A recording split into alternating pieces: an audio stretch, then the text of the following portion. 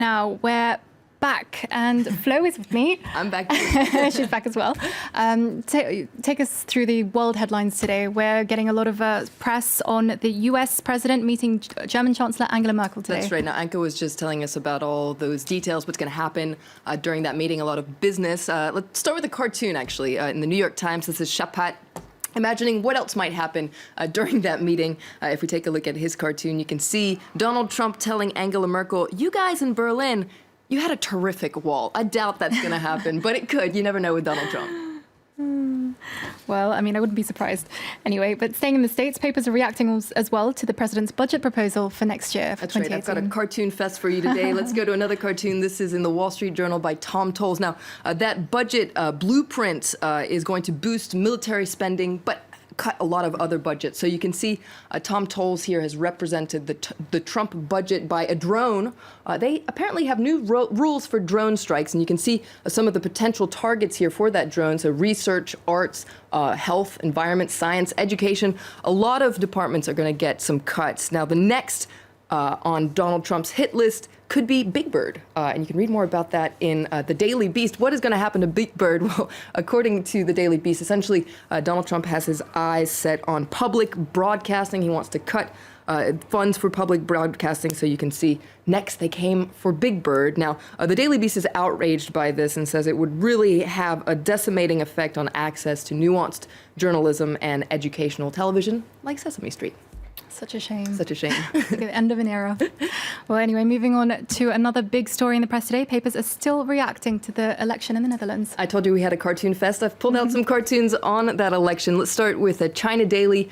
You can see here, this was a very closely watched election, delivered quite a defeat for right-wing populism. You can see the ballot box there, thumbing its nose at the far right, represented by a caveman. So quite an interesting depiction there in China Daily. If we take a look at a Dutch cartoonist as well, this cartoon has appeared in Courrier International today. This cartoonist's name is Bertrams. You can see Geert Wilders here, so the leader of the far right in the Netherlands. His trademark hairdo has got quite a close buzz cut there. And you might see around his neck it says populism, so it seems like his bid there, it didn't work. Now, there's another interesting cartoon by the Lebanese cartoonist Blaybel. Now, this is also in Courrier International today. It's a big disappointment for Marine Le Pen here in France, the leader of the far-right National Front. She was hoping for a Wilders victory, and she was hoping that would put some wind in her sails. But you can see this Dutch election represented by a windmill, so trademark, I guess you could say, of the Netherlands, giving her what looks like quite a painful slap in the face. You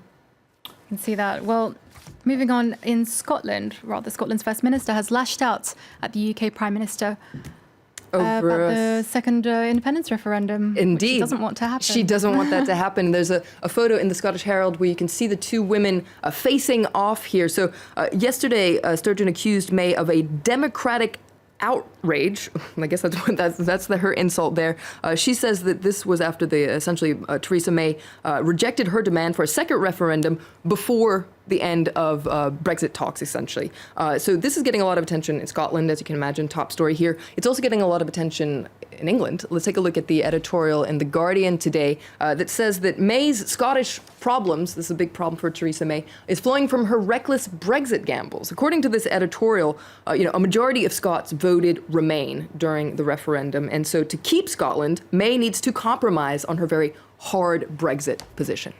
And the news, the spat's also getting attention outside of the UK, outside of Great Britain. There's an interesting editorial in the Wall Street Journal, so the conservative paper in the US, which is talking about Britain's next exit, how it could be Scotland here. Now, we just saw that Guardian article that's actually blaming Brexit for pushing Scotland away. Well, this article says that actually it's the complete opposite. Only a successful Brexit can tampen down Britain's separatist movement. So according to this article, Theresa May really needs to convince Scotland that it will be better off inside the United Kingdom because the United Kingdom will be better off outside the European Union. So a very different opinion there.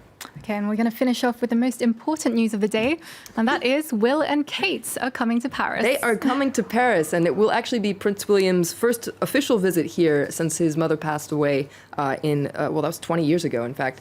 You can see The Guardian here is saying this visit is actually a soft power diplomatic charm offensive that's actually at the request of the Foreign Office. Now, the Duke and Duchess of Cambridge are going to meet with some senior French politicians, and the idea is to boost Anglo-French relations in the wake of the Brexit. And they're actually going to go on tour around Europe. They're also going to travel to Germany and Poland in July. And they're not the only members of the royal family that are taking part in this charm offensive. Prince Charles and Camilla as well. They're apparently going to visit Romania, Italy, and the Holy See, and Austria. So it seems like this charm offensive is quite widespread. Trying to take over the world. And finally, it's 17th of March, which is St. Patrick's Day. It is St. Patrick's Day, and a lot of people think they're Irish or imagine that they have Irish ancestry, must say, especially in the United States. I pulled out this great article in the Irish Times, 17 questions to test your Irishness. Do you really have a claim to citizenship? Now, some of these questions are actually really tricky. I got a lot of answers wrong because I'm obviously not Irish. But there was one question I picked out that says, what does St. Patrick's Day signify to the average Irish person? A, the feast of St. Patrick on March 17th. B, a day when kids get pinched if they're not wearing green. Or C, an attempt by Americans to hijack our national feast. Of course, the answer was C, as you can imagine. Of course it was. Well, I'll be definitely taking that test.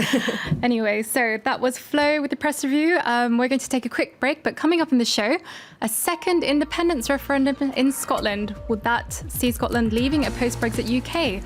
That's today's Focus Report.